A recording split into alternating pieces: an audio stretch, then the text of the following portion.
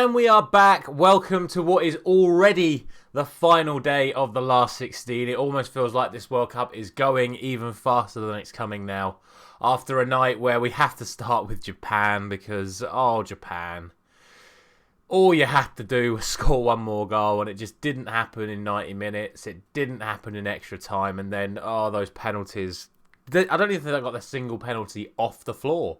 It's just like they side foot past it to the keeper on every single occasion. It was just such a shame after what was such a spirited performance. But it is what I expected. It's what Croatia do. They starve teams. They don't let them get their own way. And I think Gary Lineker said last night that they've now won 7 penalty shootouts in the last something like 10 years in major competitions. It's what Croatia have done so well over the last few years. And fair play to them. They've made it an art form, and good luck to them in the next round where they'll be coming up against the Brazil side where I have to hold my hands up and say fair play to Brazil, because I said yesterday I thought South Korea would make it a really tough game for them, but I also didn't think Neymar was going to be fit, and it was almost like putting Neymar back in the team just relieved so much pressure away from the other players that I thought struggled without him in the last couple of games, especially Rafinha and Vinicius Jr., who I thought, to be honest, had been relatively poor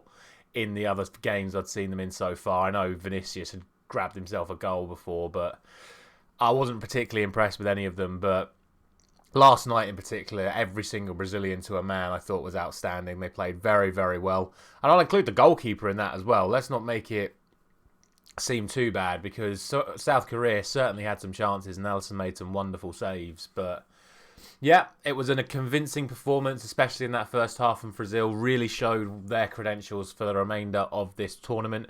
And they've got to play Croatia in the next round, and you'd have to say they'd be strong favourites going into that one. So we will see what happens with that. But of course, we do have one more day of last 16 action to predict for. And before we get into that, we'll quickly round up what the results have done for the points in this series, and then we'll get straight into it. So as always, please drop a like on this video if you are enjoying this series, and subscribe if you're new around here so you don't miss out on all of the remaining predictions as we hit the latter stages of this tournament. And let's get into those results. So these were my predictions and these were the results, and I can't really complain, really. I was probably a bit too ambitious going for a 2-2 draw, but then the game was open in between Croatia and Japan, so I'm not going to complain too much. Obviously, I got the result correct in 90 minutes. It was a draw, so that gets me a point, and I did predict Croatia to go through, so that does give me another point. So we got that prediction spot on. It's just a shame I didn't go for 1-1.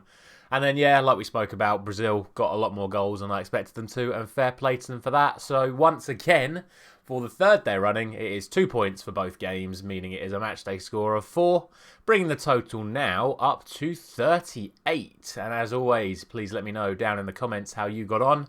And let's get into that final day of the last 16, where we start with the winners of the group against the runners-up of the group, being Morocco and Spain. So not really the way you'd have expected this fixture to have come about. You'd have expected Spain to be the group winners. You'd expected Morocco to be the runners-up. But this is obviously the way the groups landed out. And I think the Spanish will be pretty happy about that, because I think this is a game that the Spanish would thoroughly expect to win. I know Morocco have played very well.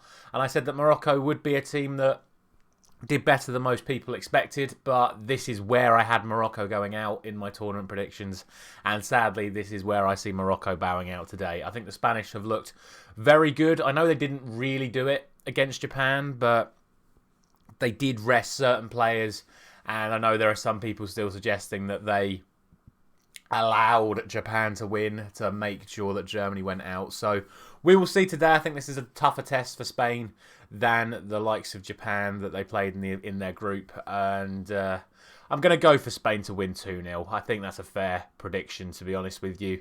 I think Morocco could definitely cause the Spanish some problems. I think the Moroccans could score if they have enough chances. But I think the way that Spain play, with their possession and lack of opportunities that they give to other teams, I think this will be a game that Spain would fancy to win comfortably, and that is what I'm going to go for. And then the second game sees my tournament favourites, my tournament pick, Portugal, come up against Dave's beloved Switzerland. And I'm sorry, Dave, because for the third time already this tournament, I'm going to predict Switzerland to go out. Now, obviously, they got through the group, which I did not predict them to do. They got the win against Serbia, which meant they progressed out of the group, which I did not predict them to do. And again today, I'm going to predict them to lose and go out here because I'm going to go for 3-1 to Portugal. Now, I do actually think this is possibly the most likely game where you could see an upset. I think Portugal will be the heavy favourites going into this one. I don't think... Oh, there you go. Look at that.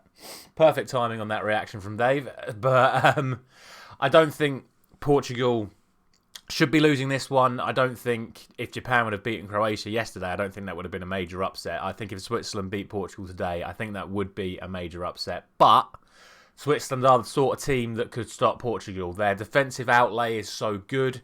Portugal rely a lot on their creativity up front, and that is exactly what the Swiss will try to stifle. So it could be a cagey game. I think an early goal could be massive to this one, depending on which way it goes. But I just look at the overall quality in that Portugal squad, like I have for every game so far this tournament, and think they just have far too much for what the Swiss can offer in return. So I'm going for 3-1 Portugal. They're obviously my pick to win the whole tournament. So I'm hoping they certainly get through this round at least. But obviously I'm still backing England until England are out. So that is what I'm going to go for today. As always, please let me know down in the comments what you think of my predictions and what you think is going to happen for yourselves. Thank you very much for watching. I now get a couple of days break from the daily series, and we will be back on Friday for the first round of the quarterfinals. Thank you very much for watching.